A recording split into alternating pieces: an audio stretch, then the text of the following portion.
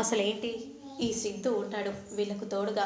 మీరు ఎన్ని చెప్పినా సరే నేను మాత్రం ఈ ఇంటిని కూల్చేయటానికి వచ్చను. వాళ్ళకు తోడుగా నేను ఉన్నాను. అయినా ఏం చూస్తున్నారా? జేపీసీ త్వరగా కూల్చేసేయండి. ఏంటి కూల్చేస్తారా? ఇది గవర్నమెంట్ తరపున మేము వచ్చాము, ఆపడానికి వీల్లేదు అని కోపంగా అంటూ ఉంటే, కానీ నేను ఆపుతాను అని అంటూ ఇక రౌడీలను వెంటనే సిద్ధు చెడమడ కొడుతూ ఉంటారు. ఇక అలా కొడుతూ ఉండగా ఎంతటి అక్రమం! ముసలావిడ ఇంటిని దోచుకోవాలని అక్రమంగా తీసుకోవాలని చూస్తున్నారు. ఇది సబబేనా అని అక్కడ ఉన్న ప్రజలు అంటూ ఉంటే, ఇక అప్పుడే తులసి ఆ మాటలు వింటుంది. సిద్ధు నిజంగానే అక్రమంగా ల్యాండ్లు తీసుకుంటున్నాడేమో అనుకొని సిద్ధుని తప్పుగా భావిస్తుంది. ఇక అంతలో రౌడీలను వెంటనే అలా సిద్ధు కొట్టబోతూ ఉండగా అప్పుడే తులసిని చూసి ఆగిపోతాడు. ఇక అలానే వెనకడుగు వేసి తులసిని చూస్తూ వెనక్కి వెళ్తూ ఉంటాడు. ఇక వెంటనే తులసి అక్కడి నుండి వెళ్ళిపోతుంది. ఇక మరోవైపు మాత్రం good evening everyone. Then our chief guest, అమ్మా మేడం గారు, మీరు తెలుగులో మాట్లాడాలి, ఇంగ్లీష్లో మాట్లాడకూడదు అని అంటూ ఉంటే, సరే సరే మీ అందరి కోసం నేను తెలుగులోనే మాట్లాడతాను అని ఈ విధంగా అంటూ మన కాలేజ్కి కల్చరల్ ఫెస్ట్కి విచ్చేసిన మన జై గారుకు మన కాలేజ్ తరపున కృతజ్ఞతలు తెలుపుతున్నాను. ఎందుకంటే మన జై గారు ఇక్కడ మన సాంగ్స్ కాంపిటీషన్ని చూడడానికి విచ్చేశారు అని ఈ విధంగా అంటూ అలా మాట్లాడుతూ ఉంటే, ఇక జై అలానే చూస్తూ ఉంటాడు ప్రేమగా. ఇక విశ్వ కూడా ఎంతో సంతోషంగా ఇప్పుడు పాట పాడుతుంది, సూపర్గా పాడుతుంది అనే విధంగా అంటూ విశ్వ అంటూ ఉంటారు.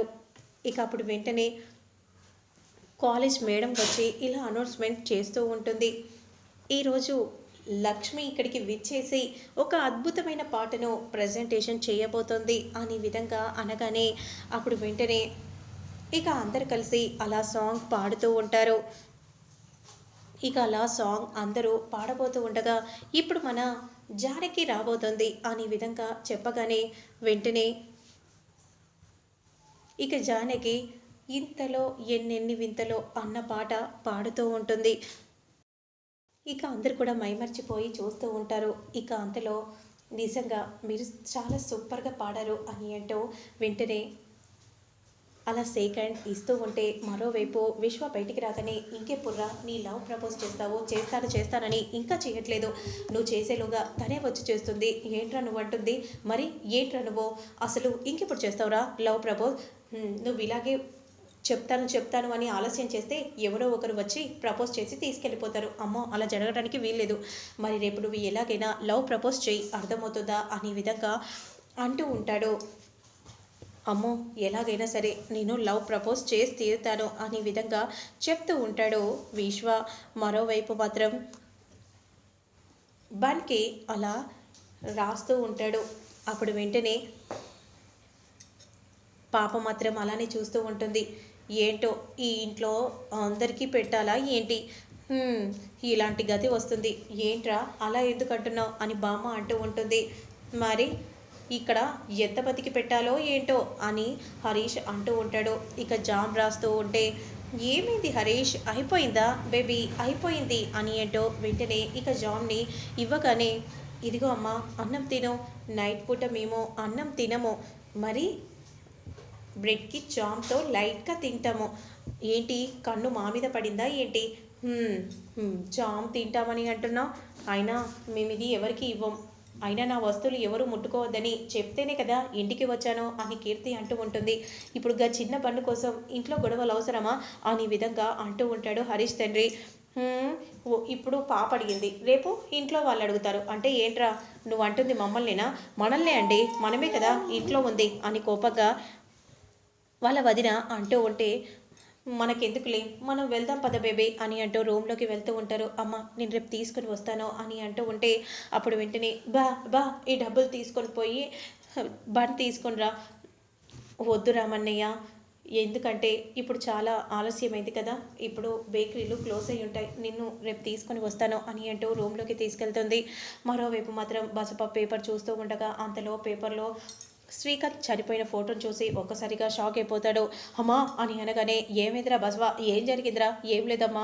అంతలో పిఏ వచ్చి సార్ ఇక్కడ చూడురా, పేపర్లో రావద్దని చెప్తే పేపర్లో వేశాడు, ఏం చేయము, ఇలా జరుగుతుందని మనం అనుకోలేదు. అంతలో తన కోడలు వచ్చి ఇదిగోటి మావయ్య, ఇప్పుడు ఏమొద్దమ్మా, నువ్వు వెళ్ళు, ఇక్కడ పెట్టేసి వెళ్ళు అని అనగానే వెంటనే చాటుగా ఉండి చూస్తూ ఉంటే అప్పుడు వెంటనే బసవ మాత్రం ఆ పేపర్ని చెప్పి లోపల పెట్టుకుంటాడు. ఏంటి మామయ్య, పేపర్ ఎందుకు లోపల పెట్టుకున్నారు? పార్టీ తరపున ఇష్యూస్ అమ్మా, అంతే, మరేం లేదు. అంతలో కీర్తి వస్తుంది. నాన్న అని అంటూ గట్టిగా హక్ చేసుకోగానే ఏంటమ్మా అత్తగారింటి విశేషాలు చెప్పడానికి వచ్చావా? పెళ్లి గురించి పెళ్లి గురించి చెప్దామంటే కానీ పాపం వచ్చే దారిలో యాక్సిడెంట్ అయి చనిపోయాడు. ఇక ఇంకెక్కడి పెళ్ళి, పెళ్ళి మొత్తం క్యాన్సిల్ అయిపోయింది. ఏంటమ్మా నువ్వు అంటుంది, పెళ్ళి క్యాన్సిల్ అయిందా? అవును. ఎక్కడైందమ్మా? కోకోపేట్ దగ్గర అని అనగానే అంటే ఆ కోకోపేట్ దగ్గర యాక్సిడెంట్ చేసింది నేనే కదా అని విధంగా బసవ అనుకుంటూ షాకింగ్గా చూస్తూ ఉంటే తన పిఏ కూడా అలానే షాకింగ్గా చూస్తూ ఉంటారు. ఇక తన కోడలు మాత్రం అనుమానాస్పదంగా చూస్తూ ఉంటుంది. ఇదేంటి మావయ్య ఎందుకో ఇంతలా షాకింగ్గా గురి అవుతున్నాడు? కీర్తి చెప్తున్న మాటలకి ఏదో జరుగుతుంది. అయినా ఏంటే నువ్వు ఎప్పుడు ఇలాంటి మాటలే మాట్లాడతావా? ఏంటో మీ నాన్న పేపర్లు లోపల పెట్టుకోవటం, నువ్వు చెప్తే ఆశ్చర్యంగా ఫీల్ అవటం, ఏం జరుగుతుందో అని